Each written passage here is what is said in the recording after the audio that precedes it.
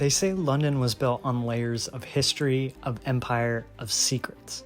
But if you had to point to a single place where all those layers collide in stone and smoke and story, it would be here, St. Paul's Cathedral. It survived fire, bombs, and the fall of monarchs, and yet somehow it remains untouched, like it knows something we don't. At first glance, it's just a grand old church sitting on Ludgate Hill, but get closer and the questions start stacking up. Why is it designed with 3 domes instead of 1? Why does the floor plan echo ancient temple geometry? And what's buried directly beneath the altar that even some priests won't talk about? Yet, this cathedral isn't just a monument, it's a code. I'm James, but online I go by untouched. In this series I travel, sometimes in person, sometimes through deep dives like this, to the world's most iconic and enigmatic landmarks. As I sketch them live, this one in digital, we uncover not just their architecture and history, but also their hidden symbols, strange legends, and even the conspiracies that make them truly unforgettable. This is the cathedral that stood tall during the Blitz when the rest of London burned. Its dome rose above the smoke like a middle finger to destruction. It's been the stage of royal weddings, state funerals, and underground resistance. But what most people miss is this. Beneath its beauty is a blueprint, not just for a building, but for how power cloaks itself in divinity. Wren didn't just design a cathedral, he engineered a celestial machine. Every angle, every whispering gallery echo, every shaft of light is intentional. This place doesn't just reflect the heavens, it manipulates your perception of them. Step inside and you're not just entering a building, you're entering a ritual. So today, as I sketch its towering dome and intricate facade in digital, we're going to decode it. From sacred geometry to war propaganda, from phoenix carvings to Masonic rumors, St. Paul's is more than meets the eye. And trust me, by the end of this video, you'll never look at it the same way again. Long before the current cathedral ever touched the skyline, this hill, Ludgate Hill, was sacred ground. The Romans knew it, the Saxons built upon it, and by the 7th century, a wooden church dedicated to St. Paul was already standing here. It's almost like this spot had a gravitational pull for worship, ritual, and power. Every era just built its own skin over the last, layering meaning like geological strata. The first stone cathedral was constructed by the Normans in 1087, shortly after William the Conqueror took the English crown. That version, massive, Gothic, awe-inspiring, stood for over 500 years. It was the site of royal processions, religious revolutions, and even public book burnings. By the 16th century, it had become such a symbol of old world power that Protestant reformers called it popish and let it decay. Then came the event that would change everything, the Great Fire of London, 1666. The fire consumed 4/5 of the city, and when it reached Old St. Paul's, its massive wooden roof fed the flames like a bonfire built by giants.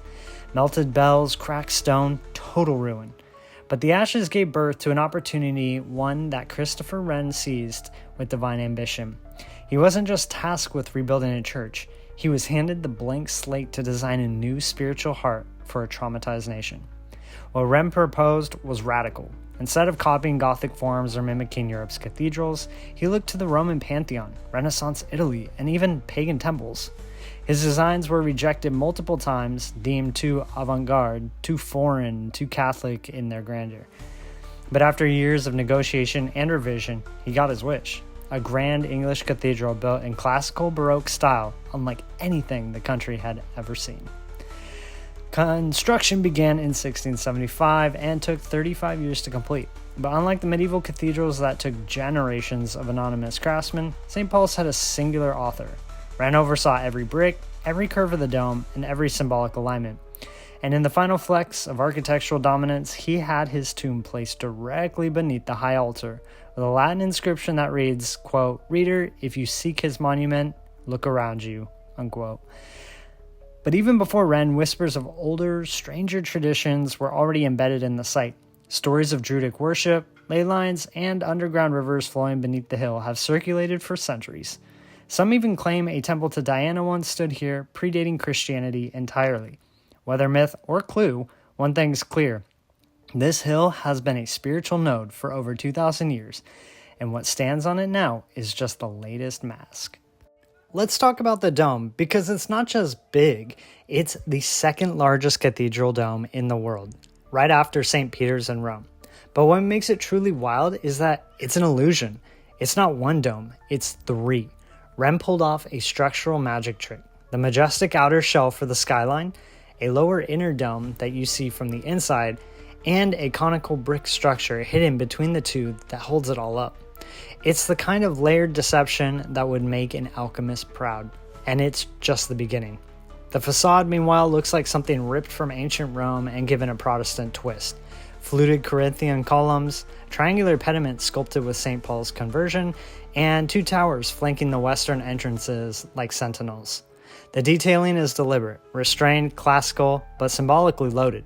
The twin towers? A subtle nod to Jachin and Boaz, the pillars of Solomon's temple, an esoteric motif we'll revisit later. Walk the perimeter and you'll notice something strange. Carvings of phoenixes rising from flames, placed high above doorways and impediments. Wren included them as a symbol of London's rebirth after the fire. But in alchemical circles, the phoenix represents the final stage of the great work, purification through fire, and the resurrection of perfected matter. Was this Wren hiding esoteric clues in plain sight? Possibly. After all, he was a known member of the Royal Secret Society. Step inside and the Baroque theatricality hits you like a cathedral-sized hallucination. Marble columns, golden ceilings, mosaic domes. This is the Protestant power dressed in Catholic clothing, a visual sermon meant to overwhelm. And then you reach the Whispering Gallery, a circular ledge 99 feet above the nave. Stand on one side and whisper. You'll be heard clear across the dome. Wren didn't just design for sight, he engineered for sound, crafting a structure where even acoustics carry meaning. Beneath the nave lies a crypt, the largest in Europe. It's the final resting place of British legends, Admiral Nelson, Duke of Wellington, and of course, Sir Christopher Wren himself. But the crypt is more than a burial site. It's geometrically aligned with the dome above, creating a vertical access through death, life, and spirit. In some interpretations, it's a physical manifestation of the alchemical ascent from base matter, earth, to divine realization, light. Every detail, every balustrade, window, and column follows classical proportions. Nothing is arbitrary. Even the ironwork railings feature intricate botanical motifs, hinting at the tree of life, sacred geometry, and the hermetic belief that divine truth can be found in the patterns of nature. In other words, St. Paul's isn't just a place of worship, it's a symbolic machine designed to alter your perception. Walking into St. Paul's isn't like walking into any ordinary church. It feels like you've stepped into a cosmic observatory. The sheer scale hits you instantly. But then there's the light. It doesn't just pour in, it filters, bends, and glows. Wren designed the windows to be high and hidden so that the interior feels illuminated by the heavens themselves. Light flows across the stone like water, changing with the time of day, as if building is breathing with the sun. The nave stretches like a Roman road into eternity, drawing your eye up toward the dome, a visual and spiritual climax. From below, that inner dome, covered in painted scenes of St. Paul's life, doesn't just depict history, it commands it. The artist James Thornhill filled the dome with illusions of space and narrative, using forced perspective to pull viewers upward toward a version of the divine that feels both distant and terrifyingly close. Then there's the choir, carved from dark oak, with rows of seats that seem to vibrate with ghostly memory. Here, sound becomes sacred. The acoustics in this space are so precise that a whisper in the dome's gallery can carry across the entire building. It's no accident. Wren used harmonic ratios from music theory to design the cathedral's curves and arches. It's like the building wants to sing. During services, when the pipe organ begins to play, the space becomes a cathedral-shaped speaker. Over 7,000 pipes, some over 30 feet long, channel sound that doesn't just fill the room, it inhabits it. Bass notes roll through the marble like thunder, high notes drift through the air like incense. The organ is tuned to the architecture itself. You don't just hear it, you feel it in your bones. But even in silence, St. Paul's hums with presence. The void beneath the dome acts like a spiritual amplifier. Stand in the center and you'll sense it. A weird, charged stillness, like the space is listening. Some say it's the architecture, others say it's the energy of centuries of prayer, grief, music, war, and wonder embedded into the stone. Either way, the space shapes your mind. You feel smaller, but more connected. And when you exit, blinking into London's daylight, the transition hits different. The interior experience is intentionally disorienting, like you've been somewhere outside of time. Wren wanted that. He designed St. Paul's to act as a threshold, a liminal space between the mortal and the divine, not to offer answers, but to invite you into the question, why are we here? What's waiting above the dome? What's buried beneath it? St. Paul's might not drip with relics like its Catholic cousins, but what it lacks in bones and gilded skulls, it makes up for in symbolism you'd miss if you weren't looking. The most obvious motif? The phoenix. It appears again and again in carvings, reliefs, even atop of the pediment, rising from the flames. Officially, it's a symbol of London's rebirth after the Great Fire. But dig deeper, and its classic alchemical code, the final stage of transformation, the purification by fire that creates something eternal. Then there's St. Paul himself, not just in paintings or stained glass, but built into the cathedral's geometry. His conversion on the road to Damascus, blinding light, spiritual awakening, is painted under the dome, elevated above all. It's not just a story, it's a map for transformation. Look closely and you'll notice the entire floor plan subtly guides you toward this moment. Conversion through light from the darkness of the nave to the illumination beneath the dome. The statues and memorials lining the interior aren't just decoration. They're a curated gallery of empire and virtue. Military heroes, poets, scientists, bishops, all immortalized in stone. At first glance, it's patriotic, even imperial. But there's a pattern. Many of the statues feature broken swords, upturned torches, and laurel wreaths, all loaded symbols that trace back to ancient Rome, Freemasonry, and Hermeticism. These aren't random flourishes, they're sigils of power, conquest, sacrifice, and eternity. Even the floor itself holds secrets. The mosaics designed by William Blake Richmond in the late 1800s feature vines, flames, and geometric knots. They're beautiful, but also encoded. The flame-shaped patterns mirror the flaming sword guarding Eden. The vines, classic Christian metaphor, but also found in the Vitruvian harmonies of sacred geometry.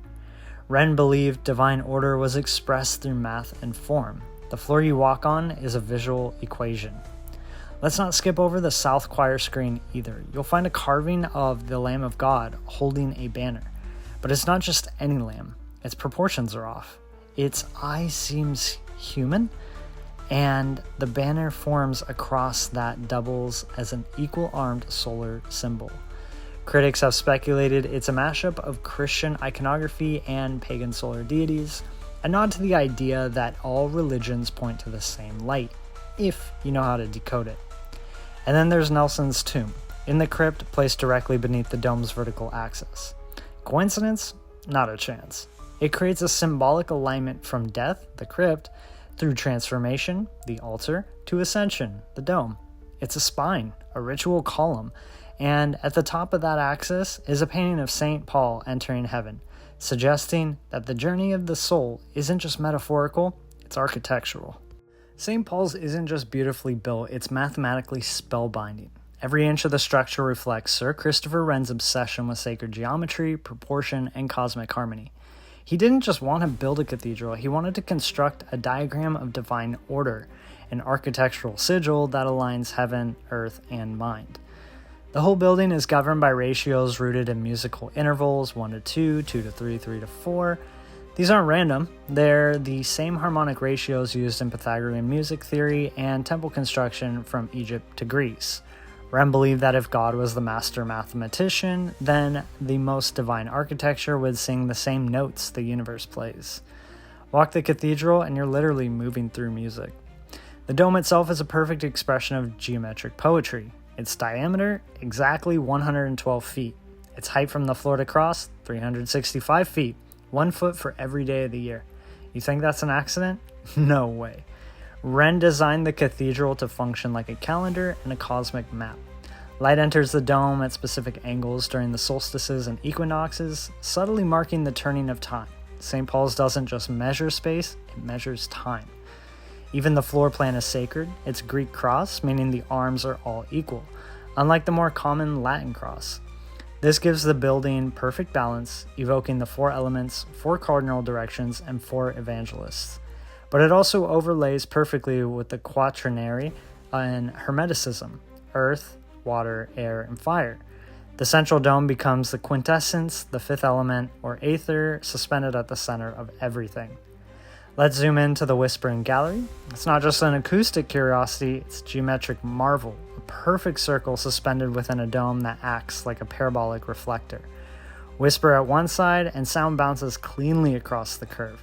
This isn't just clever, it's symbolic. The dome is built to transmit hidden messages, another nod to initiation, secrecy, and the oral transmission of esoteric knowledge. It's as if the building itself was designed to talk, but only if you're listening in the right place. And then there's Ren's personal signature, a tiny pine cone carved above one of the doors. Most visitors never notice it, but pine cones represent the pineal gland, or third eye, in esoteric traditions. In architecture, they symbolize awakening, perception, and the point where human consciousness meets the divine. Ren snuck it in as a wink, proof that geometry isn't just measurement, it's magic. Now, let's start with the obvious. Sir Christopher Wren wasn't just an architect. He was deeply embedded in the occult-leaning Royal Society, rubbing shoulders with the Rosicrucians, Hermeticists, and early scientists who didn't separate alchemy from astronomy. To them, the cathedral wasn't just a building, it was a ritual machine, built to encode secret knowledge under the guise of Christian orthodoxy. And nowhere is that more clear than in the dome. Remember how the dome is made of 3 layers? In alchemical symbolism, the number 3 represents the stages of transformation: negredo, blackening; albedo, whitening; and rubedo, reddening. The outer shell, or the appearance; the inner dome, illumination; and the hidden cone, truth. You don't see the final structure, but it holds the whole thing together. It's the philosopher's stone in architecture, invisible but essential. Beneath the altar lies Ren's tomb, positioned precisely on the vertical axis of the building, lining up with the dome's apex and the oculus above. Esotericists call this the axis mundi, the world pillar that links the underworld, earth, and heavens. Ren literally buried himself at the heart of that cosmic channel, turning his own body into the keystone of the entire symbolic system. It's not vanity, that's ritual. Now let's talk ley lines. According to the esoteric geographers, St. Paul sits at a powerful intersection of ancient energy lines, one that connects with Glastonbury, Tours, Stonehenge, and even the Chartres Cathedral in France. These lines, supposedly tied to telluric earth energy, were believed to amplify spiritual rituals. And what's weird? During the Blitz, when German bombs flattened most of London, St. Paul's stood unharmed. Was it luck, or was it protected? Here's where it gets weirder. Several Masonic historians have pointed out that the floor plan of St. Paul's overlays almost perfectly with a Masonic tracing board. Checkered floor, twin pillars, blazing sun at the center. The twin towers on the west facade resemble Jachin and Boaz, the biblical pillars of Solomon's temple, key symbols and Masonic initiation. Ren was likely a Freemason, and some argue the entire cathedral is a Masonic temple in disguise, wrapped in angelic robes. And then there's the paranormal stuff. Whispered stories from cathedral staff tell of a figure in black robes seen pacing the dome at night, of visitors hearing unintelligible whispers even when alone, and one archivist claimed to find an 18th century notebook hidden in a wall cavity filled with sketches of the dome, accompanied by strange sigils, Latin invocations, and planetary glyphs. The notebook disappeared days later, and no one will talk about it on record, but locals say if you want answers, don't ask a priest, ask the crypt. So, what is St. Paul's Cathedral really? A house of worship? Sure. A national monument? Definitely. But peel back the layers brick by brick, symbol by symbol, and you start to see something else. This isn't just a building, it's a coded manuscript in stone, written in geometry, light, and myth. It's Ren magnum opus, London's Sacred Heart, and maybe, just maybe, a temple hiding in plain sight. It's survived fire, war, urban collapse, and cultural shifts, and through it all, its dome still rises like a beacon, not just of faith, but of endurance, of mystery, of power cloaked in elegance. The phoenix doesn't just sit above the doors as decoration, it's the whole ethos of this place. Something old dies, something strange is reborn.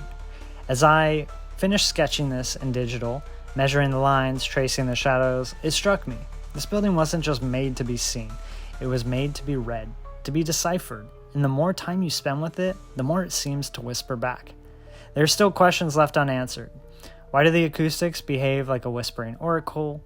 Why was this pinecone symbol hidden in the molding? What happened to the notebook buried in the wall? And why does the vertical axis from the crypt to the dome feel more like a ritual alignment than a simple architectural choice? If there's one thing St. Paul's teaches us, it's this. The line between sacred and scientific, visible and invisible, is thinner than we think. Rem blurred that line with every blueprint, every ratio, every shadow cast at high noon. If you like this episode, there's more like it coming, from urban sketching to secret history to architectural riddles and forgotten myths. Sketch and Story is just getting started. If you would like to support my work, please check out my Etsy shop at andrad.etsy.com and Patreon for extended art tutorials and deeper uncensored occult dives. And hey, before you go, please let me know in the comments what cathedral, ruin, or mysterious monument should we sketch and decode next. Also, please remember to subscribe, turn on notifications, and I'll see you in the next one.